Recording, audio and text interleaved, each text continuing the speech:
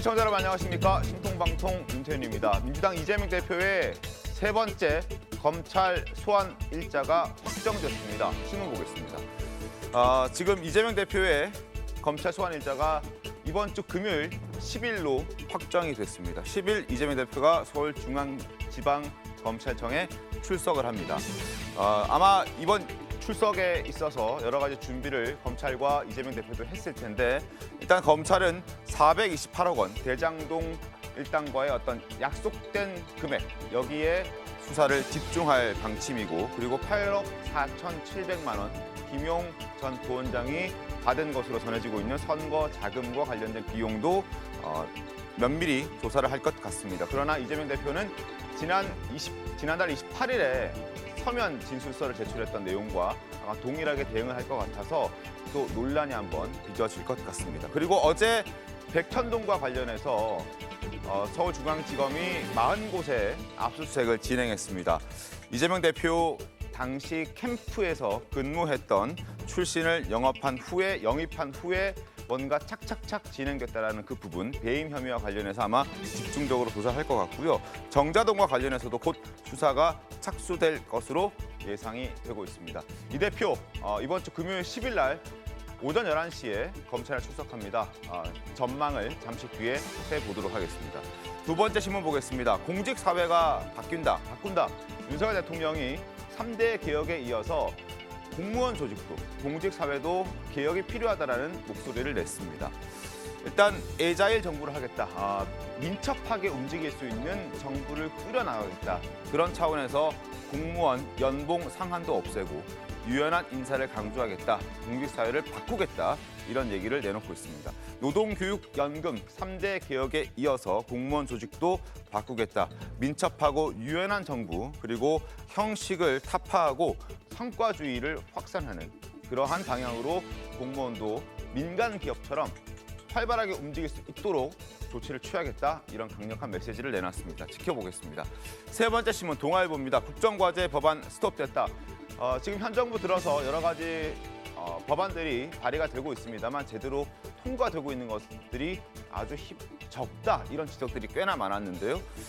윤 정부 출범하고 9개월 동안 발의된 법안들을 봤더니 5건 중에 4꼴은 국회 문턱을 넘지 못하고 있는 것이었습니다. 국정과제 법안 276건 중에서 219건이 국회에서 스톱된 상태였습니다. 문재인 정부 시절에 추진해서 이번 정부가 계승하고 있는 스타트업 지원 복수 의결권을 포함해서 야당의 반대로 법안 심의에서 파행되고 있는 것들이 상당히 많다. 80% 정도가 지금 이러한 상황이다라는 부분을 한번 짚어드렸습니다. 자, 네 번째 마지막 신문 보겠습니다. 조선일보 펼쳐보겠습니다. 떠밀려 보직 맞는 막내 교사들. 자, 담임 구하기가 요즘 학교에서 상당히 어렵다고 합니다. 정직원, 이제 정교사의 경우에는 담임을 대부분 피하고 있고 그래서 기간제 교사들이 담임을 맡고 있다 이런 보도가 지금 어제 이어서 오늘도 아침에도 대부분의 신문에 실렸는데요. 초중고 부장교사 중 2030이 23%, 담임은 기간제 교원이 전체의 27%에 해당되고 왜냐 봤더니 여러 가지 업무량은 많지만 보상이 좀 부족했다. 부장 수당이 월 7만 원, 담임 수당은 13만 원. 부장 수당의 경우에는 2003년 이후로 이게 개선되지 않았고 담임 수당 역시 2016년 이후로 동결되어 있는 상태다. 노력하고 업무량에 비해서 보상이 너무 적다라는 지적이 있고 그리고 또 하나 교권 보호에 미흡한 것도 원인이 되고 있다고 합니다. 학부모의 열성적인 그런 어떤 걸 따라가기 위해서는 선생님들의 어떤 교권도 회복이 돼야 하는데 요즘 많이 약해진 상태에서 여러 가지 책임과 의무만 뒤따르다 보니까 보상이 없는 그런 분위기도 이러한 현상을 만들어내는 것 같습니다. 자, 신문 4개 살펴봤습니다. 본격적으로 토론 시작해 볼 텐데요. 먼저 패널들 소개해드리겠습니다. 반갑습니다.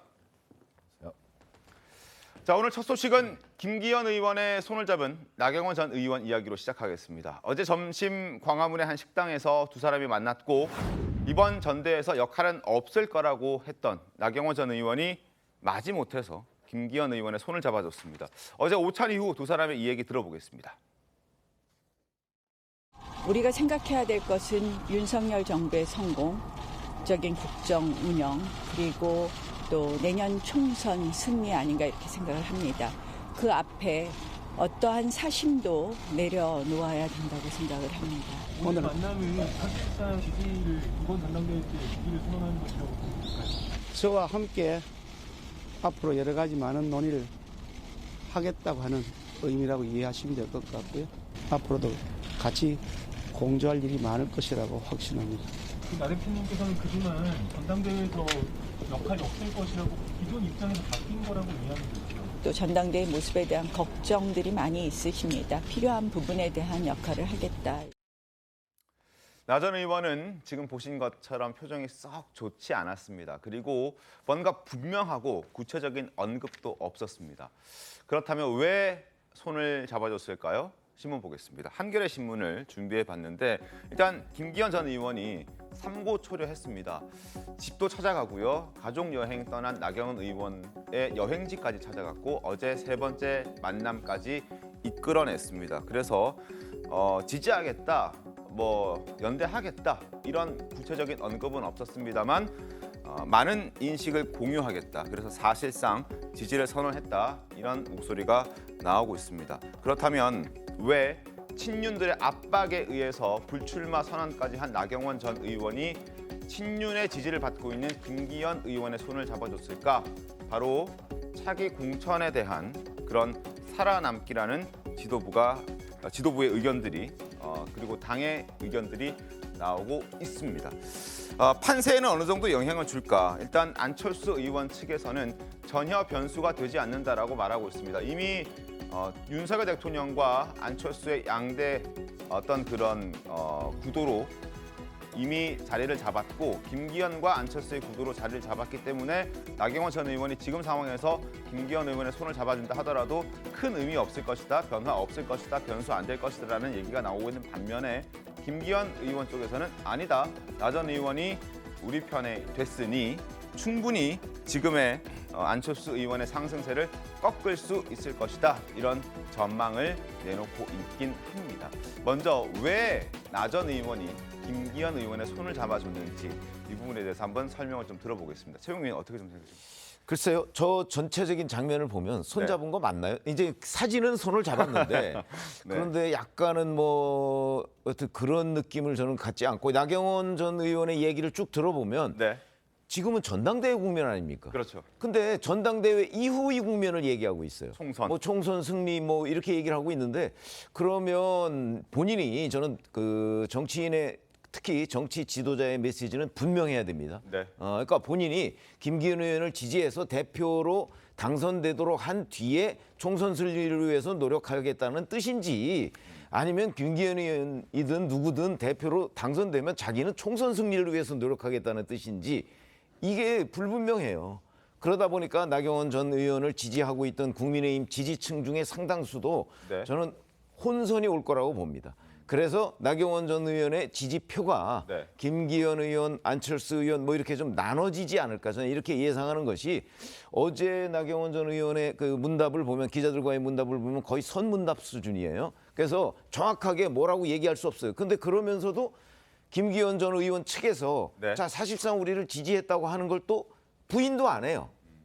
그러면서 지지도 안 하고 그런 애매한 상황인데 그래서 이제 매체들도 다 사실상 지지 선언이라고 쓰고 있는 것 아닙니까? 네.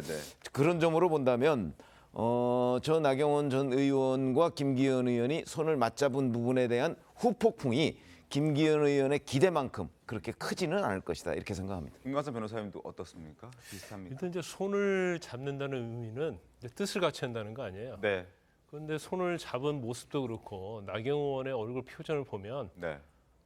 그 뭔가 이렇게 자진이 아니고 물리력에 의해서 힘에 의해서 떠밀려서. 떠밀려서 한다는 느낌을 받아요. 그래서 저 부분이 과연 김기현 의원에게 플러스가 될지 마이너스가 될지 그건 판단하기 좀 어렵다는 거고 네. 아마 그랬던 것 같아요. 이제 표정이 저랬던 이유 중에 하나가 지금 명예 회복과 관련해서는 어떻게 할 것인가에 대해서 의견 일치가 안 됐다는 얘기가 흘러나오고 있어요.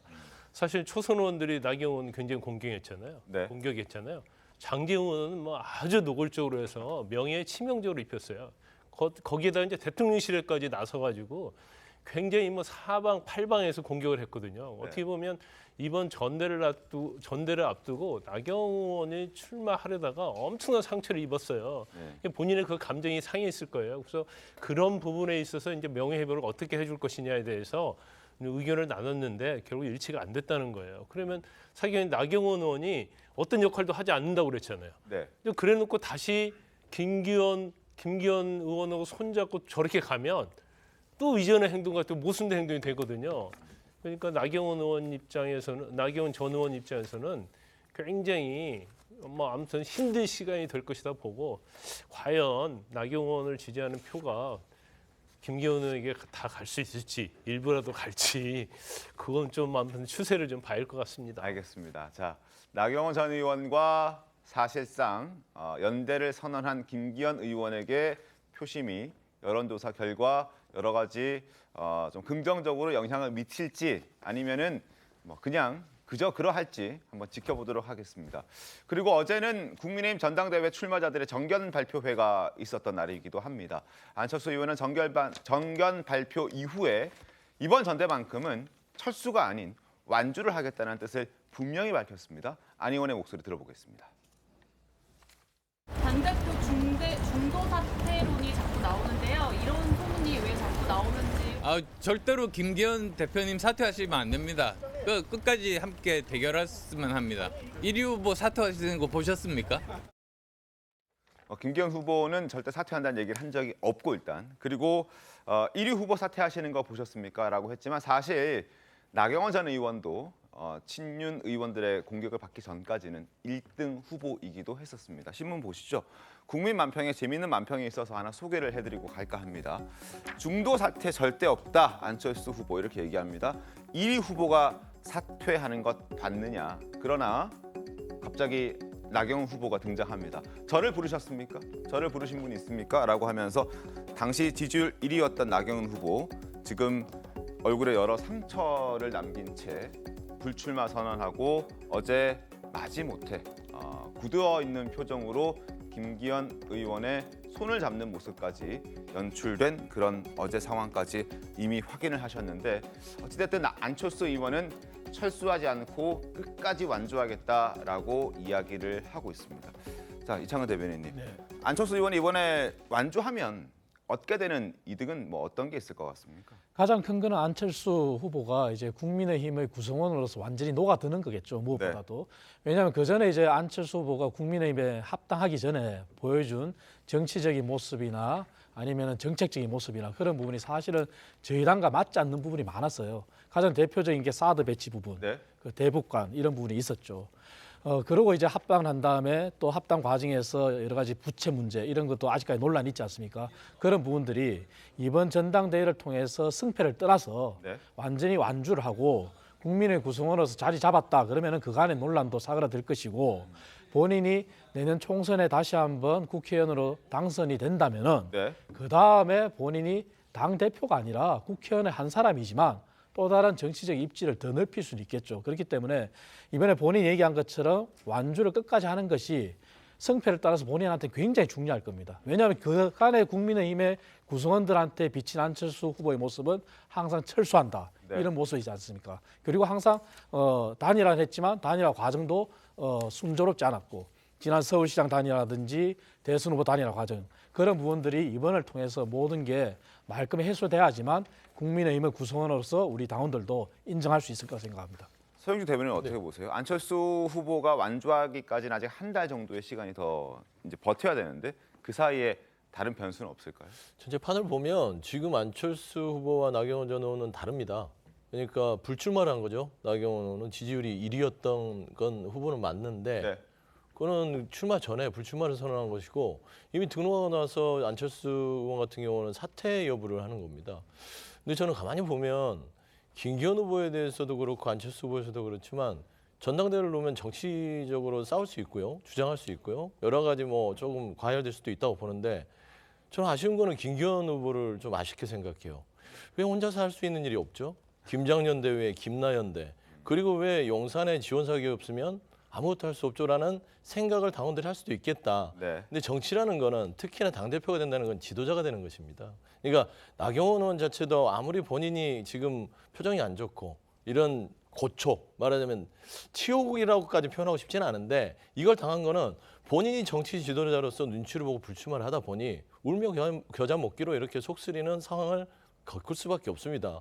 근데 안철수 의원을 보면서 저는 너무 이분도 눈치를 보는 것 같아요. 대통령실에.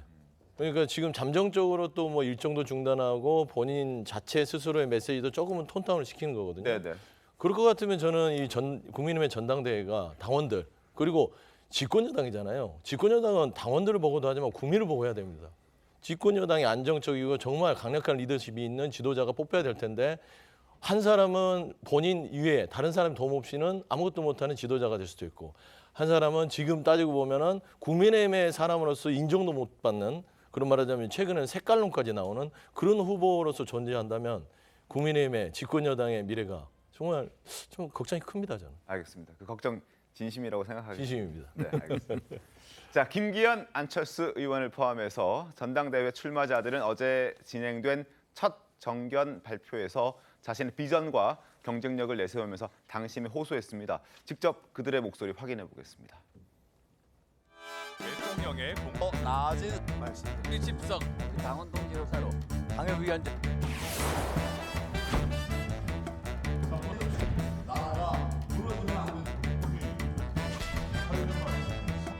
저는 이 당 저당을 기웃거리지 않고 한 번도 탈당하지 않고 정통 보수의 뿌리를 지켜온 사람입니다. 수도권을 탈환해서 170석 총선 압승하겠습니다. 저 안철수를 총선 압승의 도구로 써주십시오. 반드시 저의 덧셈 정수 국민의힘을 승리하는 정당으로 만들겠습니다. 국민의힘 보세한부 뭉치자 국민의힘. 우퉁 벗고 감출 것 없는 또 투명한 또 국민을 위한 정치를 하겠다 그런 마음으로 나왔습니다. 윤석열 정부 성공하는 대통령이 되도록 만들겠습니다. 총선 승리를 위한 비책 2가지를 준비했습니다. 이 비책을 통해서 우리 국민의힘이 다음 총선에서 압승하도록 하겠습니다. 윤석열 정부를 도와서 저 황교안이 반드시 해내겠습니다. 황교안이 답입니다. 오늘 내일 이틀 동안 여론조사 통해서 본경선에 진출할 후보를 가려냅니다. 당대표의 경우에 현재 6명의 후보가 예비 경선으로 들어가 있는데 4명으로 이제 압축이 됩니다. 안철수, 김기현 의원 두 후보는 무난히 본선에 진출할 것으로 보여지고 3, 4위를 놓고 여러 명의 후보들이 경쟁하고 있는데 최근 여론조사에서 이준석계로 분류되고 있는 천하람 후보가 굉장히 약진하고 있습니다. 지금 9.4%. 오늘 아침 리얼미터의 여론조사 결과인데 3위를 기록하고 있습니다. 물론 한교안 전 대표와 오차범위 내이긴 합니다만 9.4% 의미 있는 수치를 지금 받고 있는 그런 상황입니다. 약진 좀 눈에 띄지 않습니까, 박성민 비서관님? 그러니까 지금 천하람 위원장도 상당히 자신감이 있는 모습을 보여주고 있어요. 네. 실제로 지금 오늘 방송 들어오기 전에 천하람 위원장 SNS를 보게 되면 네. 본인 여론조사 결과를 올리면서 당분간만 천 허리케인이라고 불러주십시오. 곧 천 대표로 바뀔 테니라는 글을 본인이 올렸더라고요. 네. 아무래도 지금 천하람 변호사가 보여주고 있는 것은 일단 선명한 행보를 보여주고 있죠.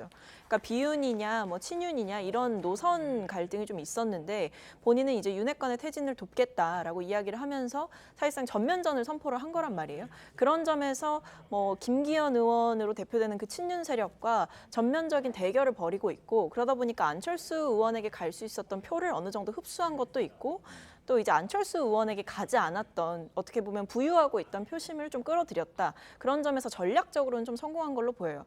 그다음에 이제 천하람 변호사의 나이라든지 그러니까 네. 40대고 상당히 젊은 편 아니겠습니까? 그러다 보니까 젊은 보수, 젊은 개혁 보수 이런 것들을 내세워서 이준석 대표 때 많이 들어왔던 젊은 당원들의 표심 역시도 가져가고 있는 것으로 보이고요.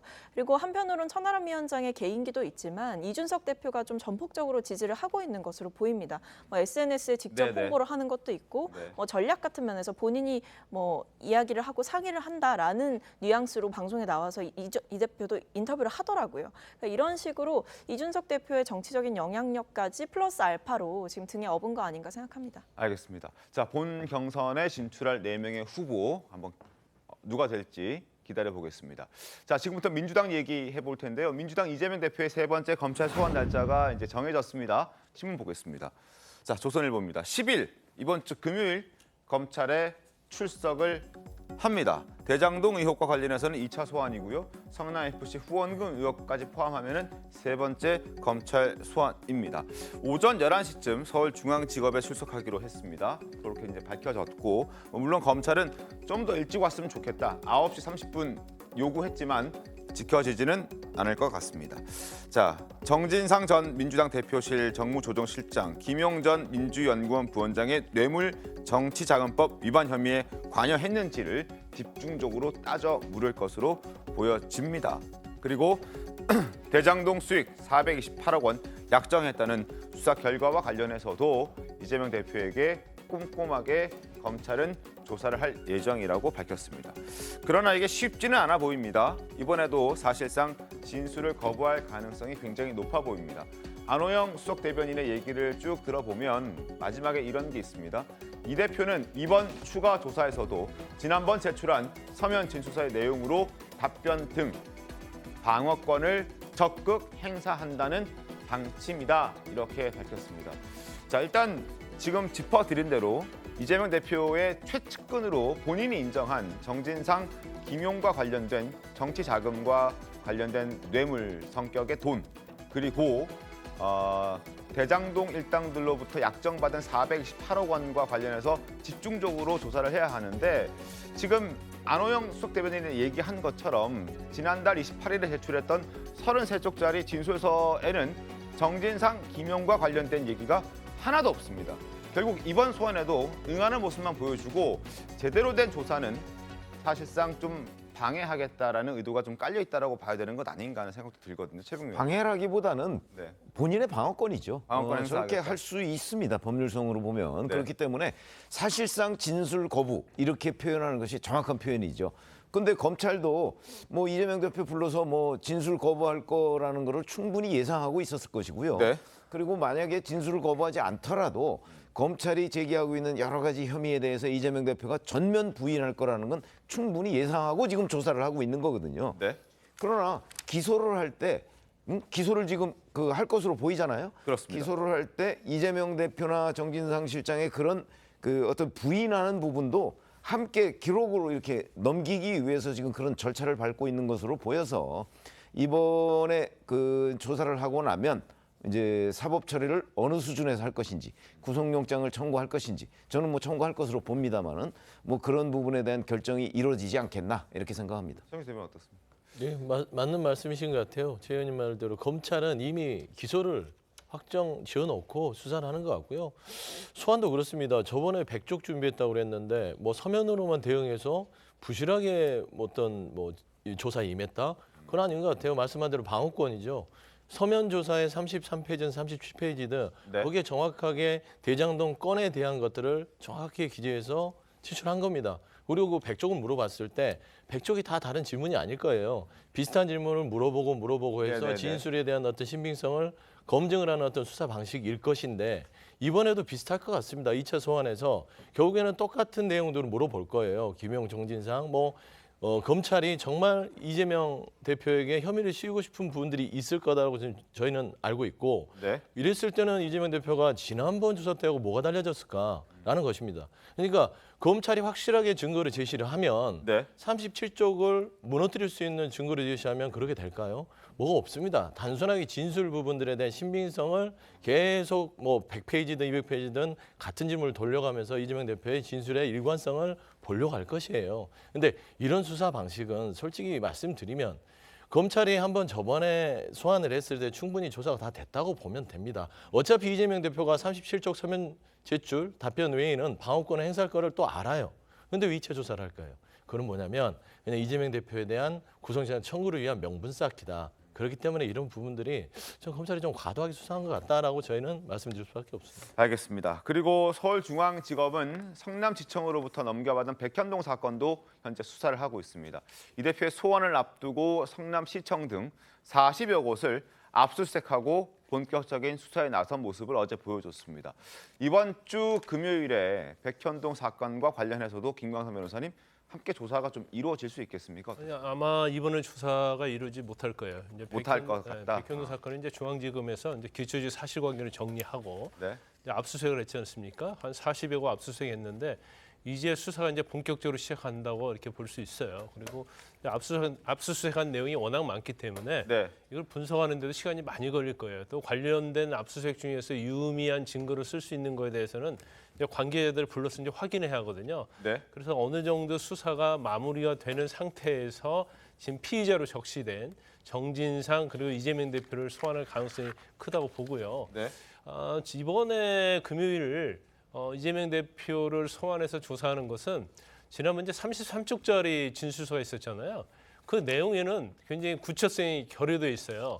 꼭 이제 정치적 멘트가 상당히 많이 있고 네. 수상적인 얘기만 하고 있거든요. 그래서 그때 조사했을 때는 뭐 구체적인 것에 대한 조사가 이루어지지 않았을 가능성이 크고 제일 중요한 것이 천화동 1호 428억과 관련돼서 관련성이 있는지 여부. 네. 그다음에 정진상이랄지 이제 김용 또 측근들이 받은 돈이 있거든요. 아마 이 부분에 대해서 뭐 진술 거부를 행사하든 어쩌든 질문을 할 수밖에 없거든요. 네. 그러면 뭐 거의 실질적으로 이제 진술 거부를 할 가능성이 크다 이렇게 보기 때문에 이번 금요일 날의 소환은 일단 대장동 유례에 한정될 것이고 그 다음에 다시 지금 문제가 되고 있는 백현동, 네. 정자동과 관련해서 다시 한번 검찰을 소환할 가능성이 크다 이렇게 봅니다. 재차 소환을 할 가능성이 더 크다. 알겠습니다. 자, 지금 현재 이 대표는 백현동 사건과 관련해서 측근으로 알려진 김인섭 본부장을 잘 모르는 사람으로 말하고 있습니다. 그리고 백현동 용도 변경도 적법했다고 주장하고 있는 상황입니다. 목소리 확인하겠습니다. 우리 이 후보님의 성남시장 선거 선대 본부장을 하신 분이 이 개발 시행업체에 영입이 되니까 준주거지가 되면서 용적률이 5배가 늘고 그래서 지금 이 업자는 한 3천억 가량의 그 특혜를 받습니다. 저는 연락도 잘 안 되는 사람이 말씀을 일단 드리고 성남시에 최대한 이익을 확보하는 조건으로 국토부와 식품연구원이 요구하는 대로 법에 따라서 용도를 바꿔준 겁니다. 자, 이 대표는 이렇게 얘기하고 있습니다만 검찰은 백현동 사건도 이 대표의 배임 혐의에 집중하고 있고요. 그리고 압수수색 영장에도 이 대표를 피의자로 적시했습니다. 신문 보겠습니다. 백현동 배임, 이 대표 피의자 적시했습니다. 인허가 개입 여부를 지금 수사하고 있는 검찰입니다. 자, 옛 식품연구원 부지를 활용해서 4단계 용도 변경해줬고 그래서 지금 수천억의 특혜를 제공했다는 의혹을 받고 있고 성남시에게 그만큼의 손해를 끼친 그런 혐의도 받고 있는 그런 상황입니다. 정진상, 이재명 모두 같은 혐의로 피의자 적시가 되어 있습니다. 검찰은 또 압수물 분석을 통해서 백현동 부지 인허가 특혜 과정에 이 대표와 정진상 실장의 어떤 관여를 확인하고 있는 그런 상황인데요. 경찰 조사 과정에서 정진상 전 실장이 아래쪽 밑으로 좀 킬다운 부탁드리겠습니다.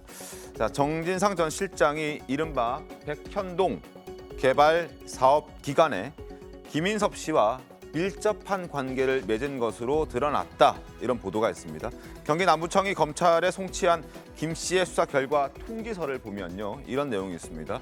2014년 4월부터 2015년 3월까지 한창 이 백현동 용지 변경에 대한 논란이 뜨거웠을 때 1년여 기간 동안에 무려 115차례나 통화했다고 적시가 되어 있었습니다. 실제 지난해 10월에 정 전 실장의 경우 경찰 소환 조사에서 백현동 사업과 관련해서 김인섭 씨와 연락받은 적도 없다. 평소 연락하고 지내는 사이가 아니다라고 얘기를 했는데 이것과 정반대의 사실이 확인됐다는 겁니다. 어떻게 좀 보셨습니까? 지금 이재명 대표의 어떤 루틴이 있어요. 보면은 일단 모든 걸 부인하고 봅니다. 네. 부인하고 보고 그리고 또 다른 루틴 중에 하나는 성남시의 이익을 가져다 줬다 그렇게 주장하는데요. 정진상 이꼬르 이재명입니다. 그 통화 기록에서 나타났다시피 정진상이 115차례 통화했다는 거는 네. 이재명 지사가 몰랐다는 거는 있을 수 없는 일이라고 볼 수 있는 거고요. 그리고 성남시에 막대한 이익을 줬다고 하는 건 일종의 기회비용으로 봐야 되는 건데 그러면 다르게 얘기한다면은 성남시에 이익을 준 걸 다른 형태로 봤다면 그 막대한 이익을 준 거 더 플러스해서 더 많은 이익을 가져올 수 있었는데 민간의 이익을 보장한 거죠. 그렇기 때문에 그건 기회비용으로 봐야 되는 거고 그리고 또 다른 마지막 이재명의 루틴은 자기가 항상 주장하는 대로 서면 진술서로 하는데 그 서면 진술서에서 모순이 있어요. 본인이 모든 걸 기획한 게 나왔지 않습니까? 대장동의 서면 진술에서도 본인이 다 알았다. 대표적인 게 택지 분양과 주택 분양을 다르게 했는 거, 그리고 금융기관을 이용했는 거 이런 부분들도 본인이 설계했다 그래요. 백현동 부분도 정진상이 115차례 연락하는 중에 결국은 용도 변경이 4단계 업됐다고 하는데 도시 지역의 용도 지역을 보면은 녹지 지역이라는 거는 용적률이 50에서 100%예요. 하지만 주거 지역 중에서도 준주거 지역은 용적률이 가장 높은 주거 지역입니다. 그건 용적률이 무려 10배 이상 상승할 수 있는 그러한 단계를 가져가는 거죠. 그런 과정 자체가 이재명 지사가 성남시에 가져올 수 있는 이익을 민간이 토지를 매입한 다음에 용도 변경을 해줌으로써 민간이 가져가게 만드는 거죠. 그렇기 때문에 종합해서 보면은 이재명 지사의 루틴은 모른다. 그리고 성남시 이익을 줬다. 그리고 자기는 일절 민간의 특혜를 다 준 게 아니다. 그런 주장은 사실 무근이고 그리고 정진상 이꼬르 이재명이다. 이렇게 볼 수 있는 거죠. 네. 네, 물론 좀 말이 달라 보이기는 해요. 왜냐하면 평소에 연락을 하고 지내는 사이는 아니다라고 이제 이야기를 한 바가 있는데 질문이 어떻게 나왔길래 저런 대답을 했는지는 모르겠습니다만 어쨌든 연락을 주고받을 정도의 사이가 아니다라는 이야기를 한 것으로 보이는데 지금 제시한 것에 보면 통화 기록이 있는 거죠. 그리고 네. 당시 저 기간에 이제 정진상 실장이 성남시의 정책비서관 시절이었기 때문에 아무래도 저 통화 기록에 좀 집중을 할 수밖에 없을 것 같아요. 수사기관 입장에서는. 네. 하지만 남아있는 과제는 있어 보입니다. 그러니까 115차례 통화를 했다라는 것은 증명을 했지만 그 통화 내용이 어떤 내용을 가지고 했는지 주고받았던 문자라든지 아니면 통화 녹음이라든지 이런 부분들이 아직 구체적으로 나오고 있는 것은 없기 때문에 사실 지금 저 김 씨와 관련된 의혹이 제기되는 것이 이제 김 씨가 어떤 직책을 맡았었다. 그러니까 성남시장 선대본부장을 했었다.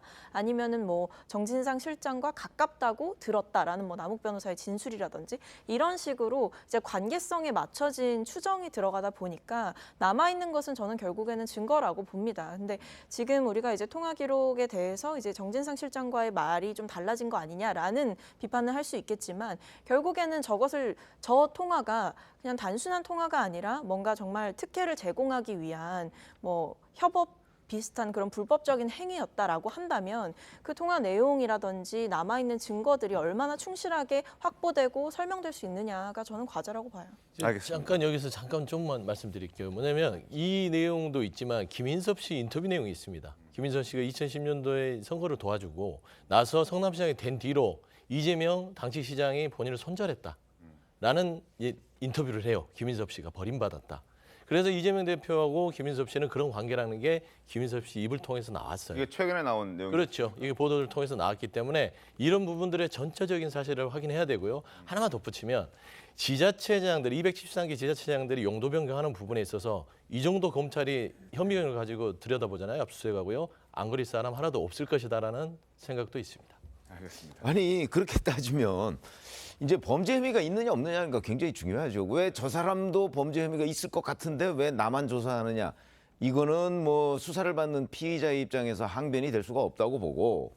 자, 이게 이제 2015년 1월에 김인섭 씨가 그 아시아 디벨로퍼라는 데 영입이 되잖아요. 네. 근데 그 전까지 성남시가 한국식품연구원 부지에 대해서 용도 변경 신청을 불허했어요. 네. 심지어는 박근혜 정부의 국토교통부에서 2단계 정도만 상향 조정해달라 하는 것도 거절했어요.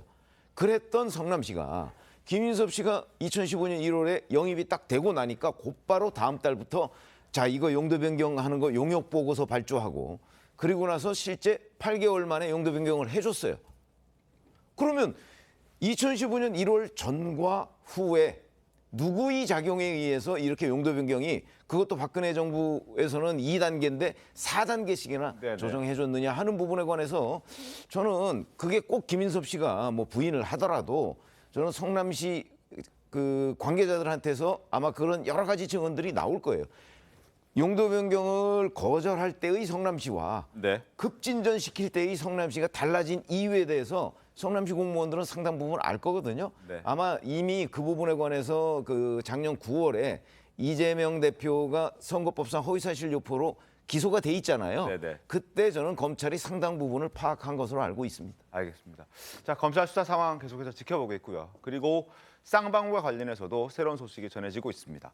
김성태 전 회장의 해외 도피 생활을 도왔던 수행비서 어제 국내로 송환된 장면 보여드렸습니다. 그리고 김성태 전 회장의 금고지기도 주말쯤 송환될 것으로 알려지고 있습니다. 신문 보겠습니다.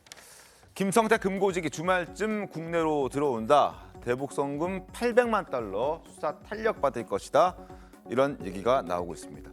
김 전 본부장 국내 송환되면 이재명 대표와 쌍방울을 둘러싼 수사의 전환점이 될 수 있다.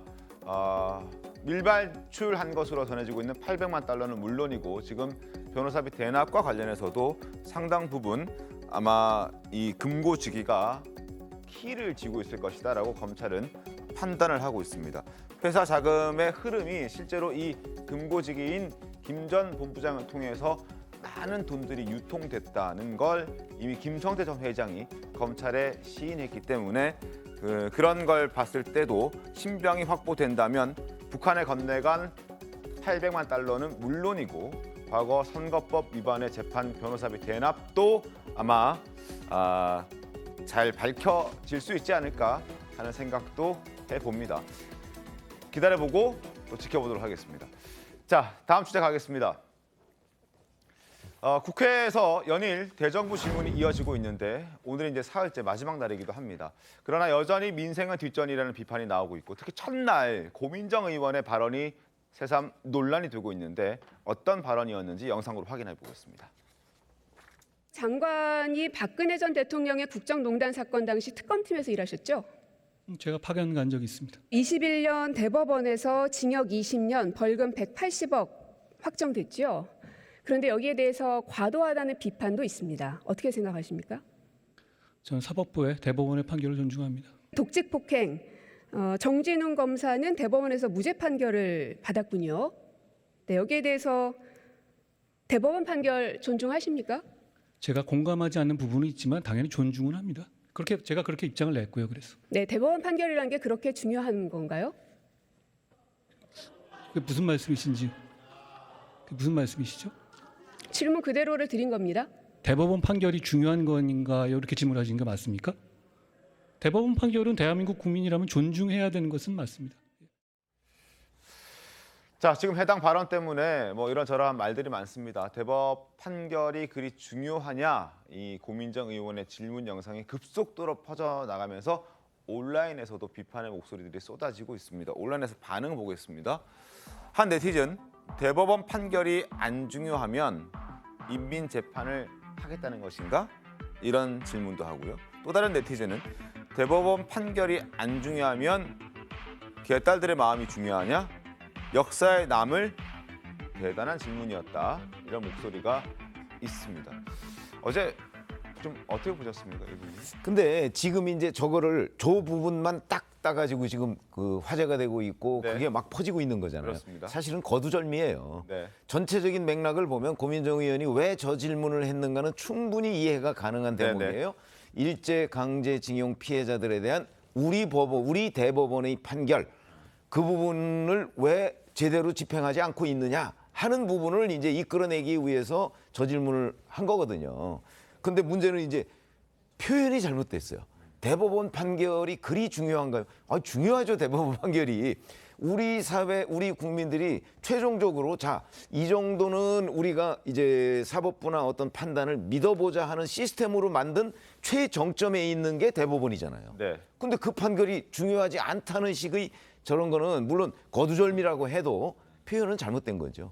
그런 점에서 보면 뭐 저렇게 돌아다니는 이 짧게 줄인 그 동영상 그게 거두절미이긴 하지만 네. 고민정 의원이 표현을 조금 더 아주 정제된 표현을 썼으면 저런 게 저렇게 돌아다니지 않도록 예방을 할 수 있었던 거죠. 알겠습니다.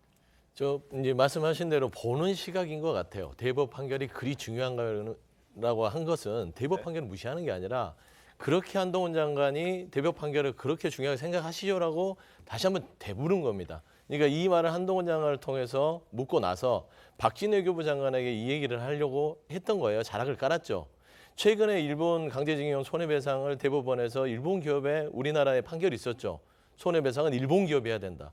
그리고 일본 측에서는 최고법원에서 그렇게 할 수 없다라는 반대의 입장이 있어요. 근데 최근에 윤석열 정부 들에서 외교부에서는 이 외교 자체가 일본의 강제징용 배상을 일본 기업의 면죄부를 주는 듯한 그런 정책 방향으로 돌아섰단 말입니다. 저는 그 부분을 비판하기 위해서 우리 대한민국의 대법원의 판결을 존중한다면 일본 기업에 부담을 줘야지 왜 우리가 일본 기업의 손해배상 부분들을 덜어줘야 되냐 이 말을 하려고 했던 거기 때문에 이 부분만 따서 보면은 오해 소지가 있지만 전체 맥락을 보면 본인이 대정부 질문을 영리하게 하기 위해서 한동훈 장관과 박진 외교부 장관까지 이어갔던 것이다라고 보시면 될 것 같아요. 알겠습니다. 근데 원래 이제 질문을 이렇게 해야죠. 대법원에서 이제 강제징용 판결에 대해서 일본 기업이 배상해야 한다고 판결이 됐잖아요. 이건 손해배상 사건이에요.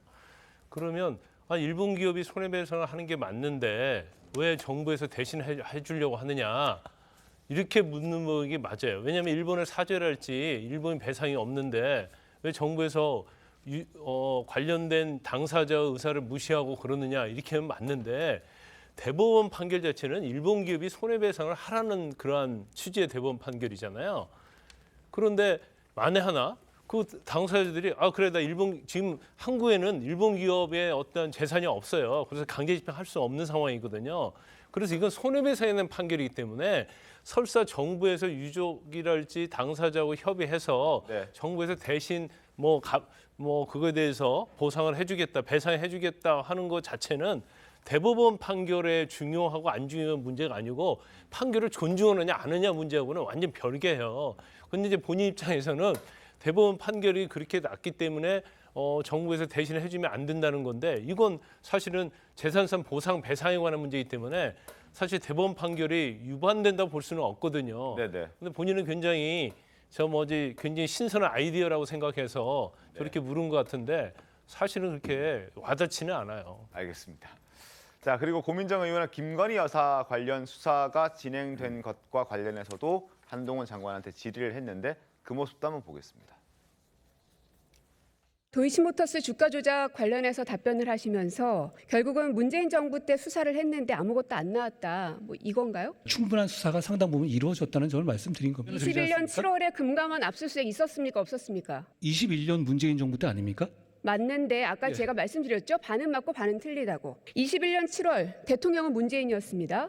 그리고 검찰총장은 윤석열은 아니었습니다. 맞죠? 그걸 저한테 질문하실 일은 아닌 것 같고요. 말씀하십시오. 이해를 못 하시는 겁니까? 아니면 무시하시는 겁니까? 윤석열이란 사람이 검찰총장으로 있었던 때와 없었던 때가 구분된다는 말씀을 드리는 겁니다. 그게 어떻게 반은 제가 맞고 반은 지금까지 틀리다는 말씀드리는 이 팩트들에 대해서 틀린 사실이 있습니까? 혹시나 거짓이 있으면 저도 고발하시죠.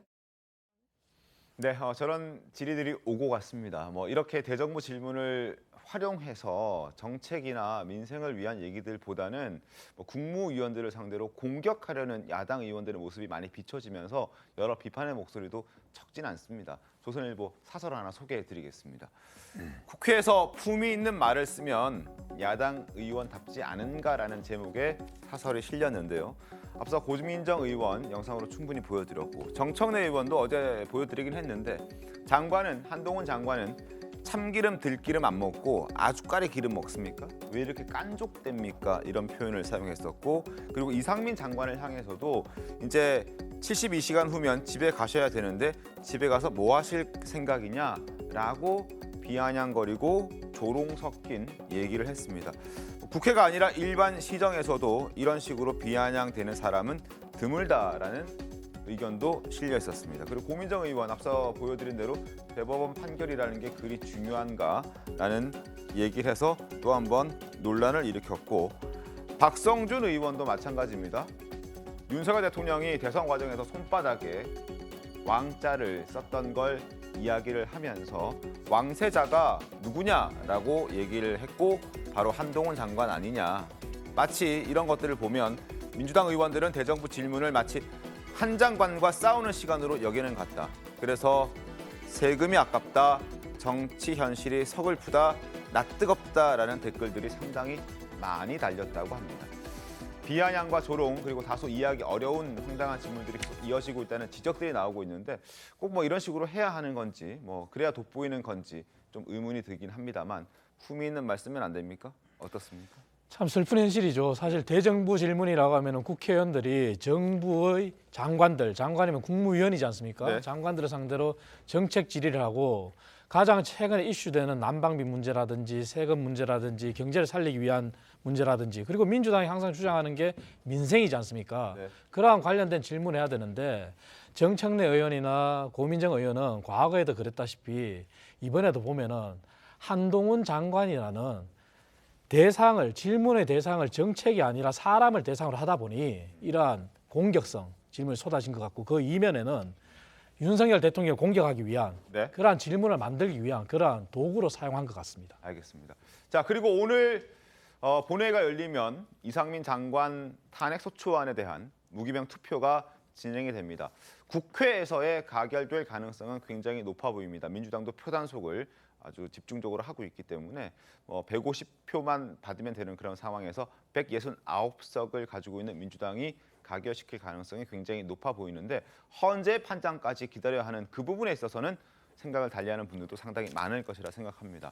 만약 그렇게 되면 헌재를 통과하지 못하면 박성민 비서관님, 민주당이 더 불편해지는 거 아닙니까?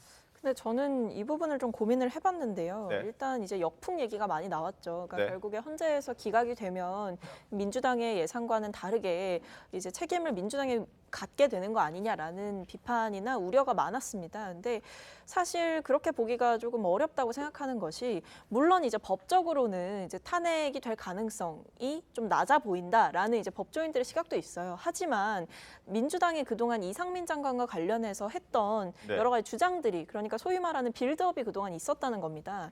일단 이태원 참사 있고 나서 어떻게 보면 정부에 조금 시간을 줬죠. 수습할 수 있는 시간 또는 내부에서 알아서 책임지고 국민들께 사죄하고 물러날 수 있는 시간을 줬습니다. 근데 그 당시에 이제 이상민 장관의 거취에 대해서 일절 이야기가 없었죠. 그다음에 파면 요구했고 해임 건의안 통과시켰지만 사실상 대통령이 거부를 했습니다.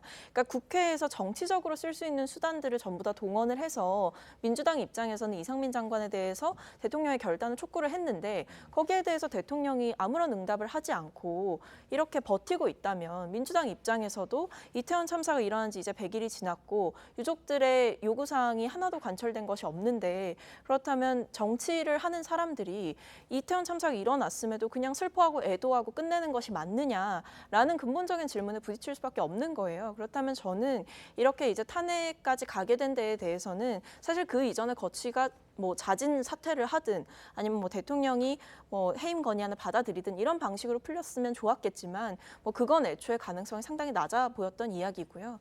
결과적으로는 최후의 수단을 사용을 한 것이고 기각이 된다고 하더라도 이상민 장관에 대한 정치적인 책임을 묻는 이 행위에 대해서 국민들께서 과연 그렇게 나쁘게만 보실까? 저는 그렇게 생각하진 않습니다. 알겠습니다. 민주당의 의견을 충분히 들었습니다. 그러나 정치적인 책임과 또 법률적 책임은 분명히 다르고 이걸 탄핵소추안까지 낼 일이냐 그리고 만약에 헌재의 판단이 기각으로 떨어진다면 역풍이 불어올 것이라는 이런 생각은 민주당 내부에서도 상당히 많은 것으로 전해지고 있습니다.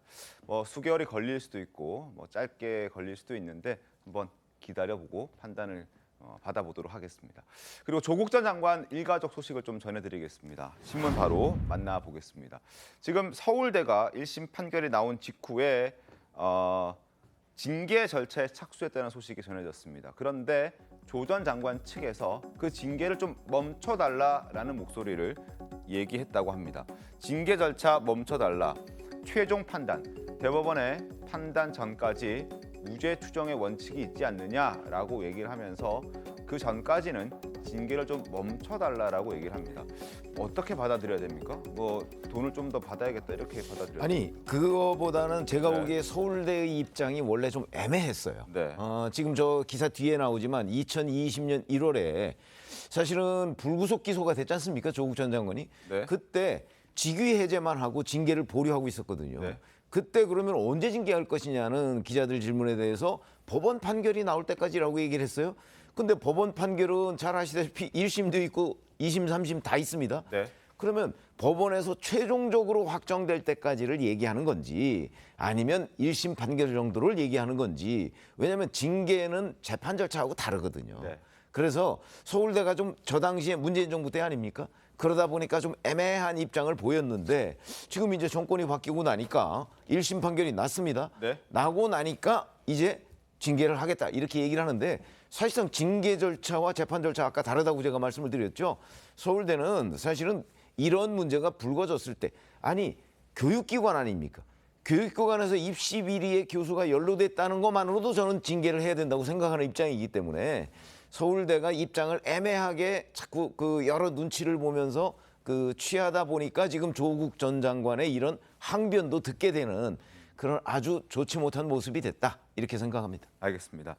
자, 조 전 장관의 징계 회부 사유 중 하나가 바로 배우자 정경심 씨의 PC 하드디스크 증거 인닉 교사입니다. 이를 두고 과거 유시민 전 이사장이 이런 얘기를 했습니다. 증거 인멸이 아니라 증거 보존용이다라는 주장을 하기도 했었는데 그때 목소리 다시 한번 들어보시죠.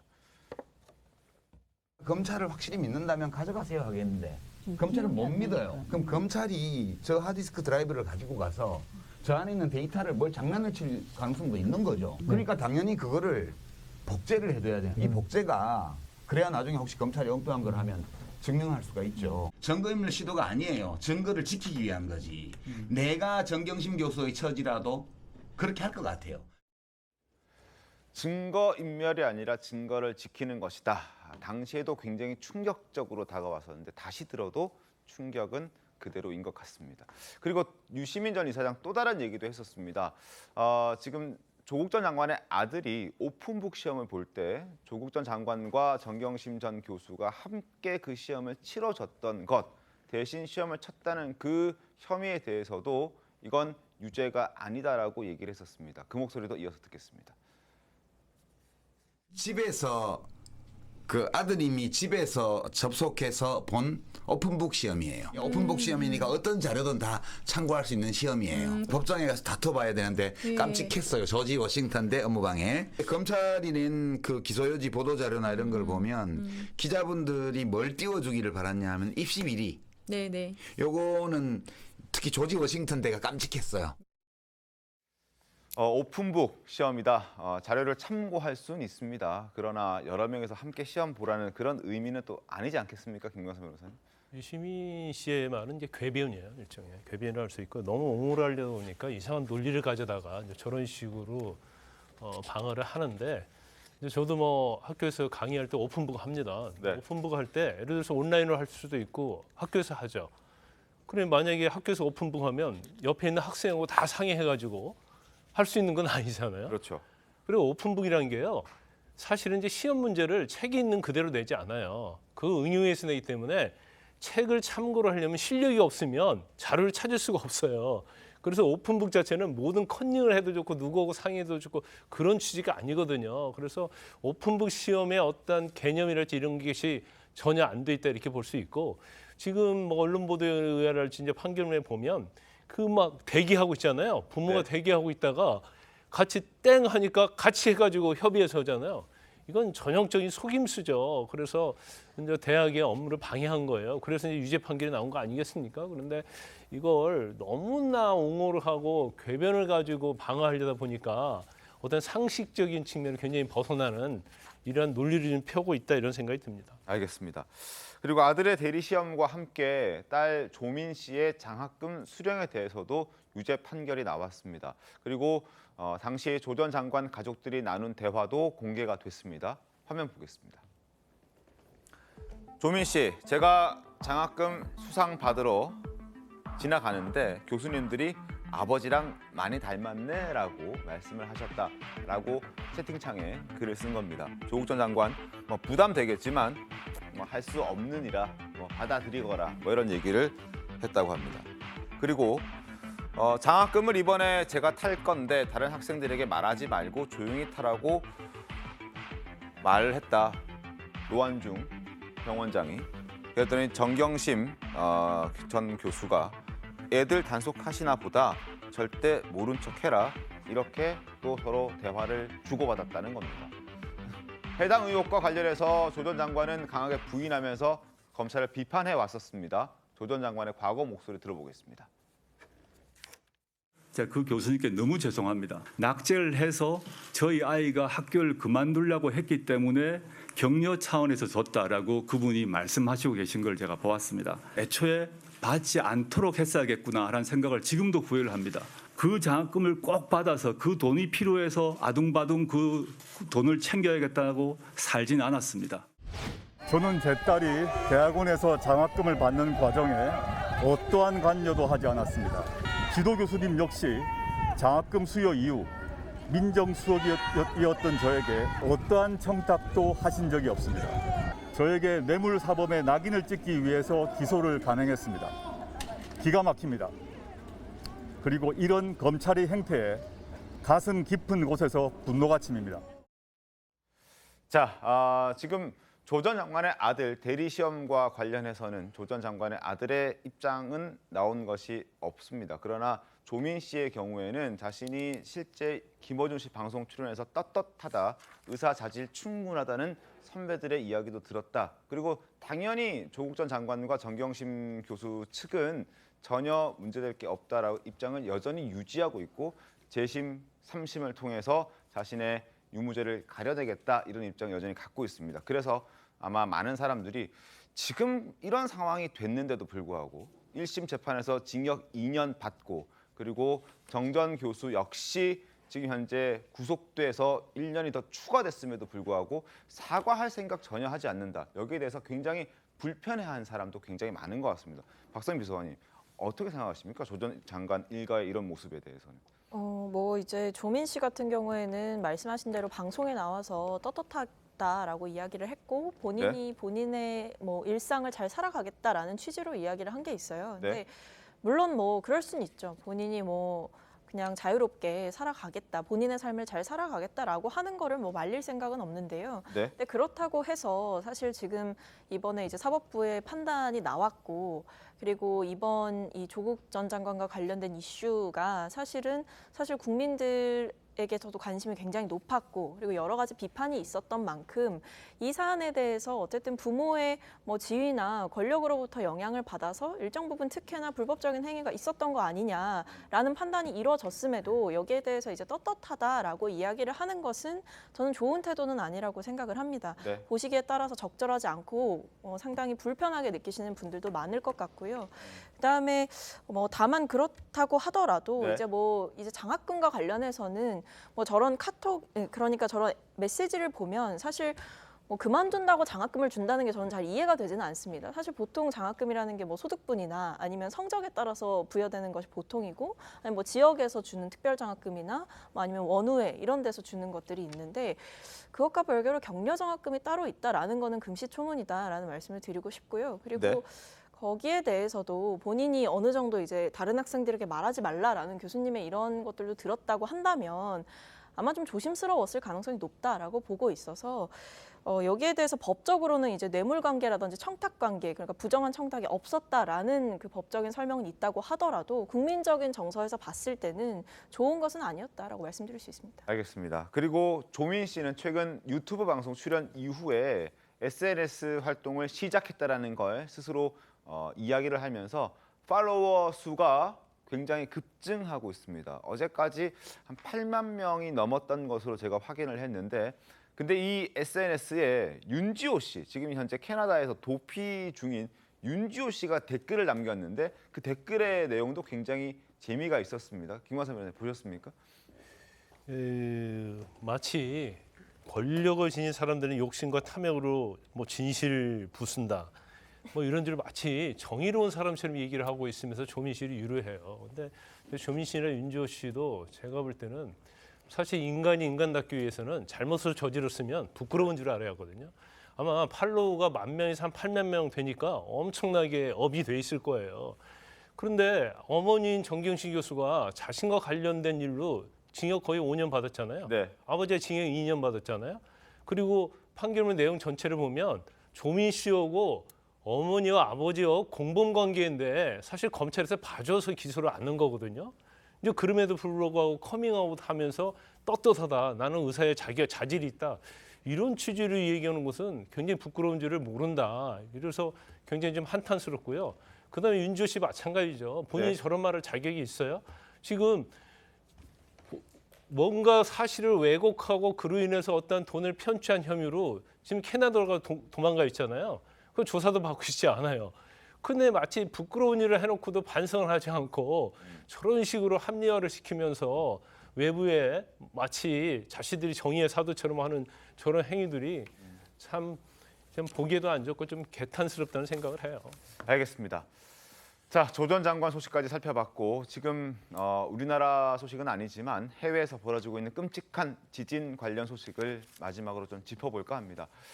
튀르키예와 시리아를 강타한 지진으로 사망자가 7,800명을 넘어섰다고 합니다. 오늘까지인 골드타임에도 워낙 피해 지역이 광범위한데다 날씨까지 굉장히 추워서 사망자가 더 폭증할 수도 있다는 우려가 나오고 있습니다. 현지 모습 잠깐 보겠습니다.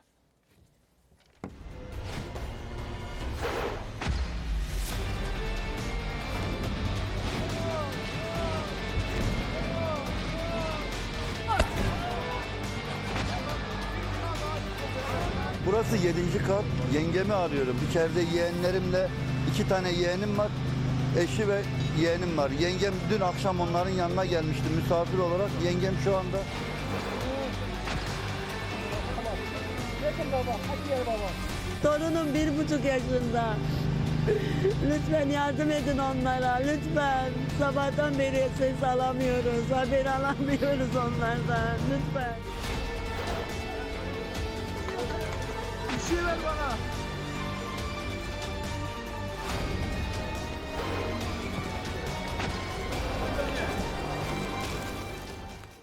규모 7.8의 강진이 발생했고 피해가 더 커진 이유는 조선일보는 이렇게 분석했습니다. 일단 새벽에 다들 잠들어 있는 사이에 일이 발생했기 때문에 미처 대응할 시간이 너무나 부족했다. 그리고 지금 이 지역이 단층이 굉장히 불안정한 곳이라고 합니다. 1년에 2.5cm 정도가 여전히 지금도 움직이고 있는 그런 지질 구조를 갖고 있어서 굉장히 지진이나 이런 부분들이 자주 발생하는 지역이었다. 그래서 이번에 7.8의 규모는 원자폭탄 32개의 충격에 해당될 정도다. 이런 끔찍한 소리가 나오고 있습니다. 그리고 내진 설계가 안 된 건물들도 굉장히 많았다. 그리고 내전 중인 시리아의 경우에는 구조가 늦어지고 있고 행정적인 체계도 굉장히 취약했다. 그래서 일각에서는 지금 현재 사망자가 7,800여 명이라고 전해지고 있는데 최대 2만 명까지 사망자가 늘어날 수도 있다.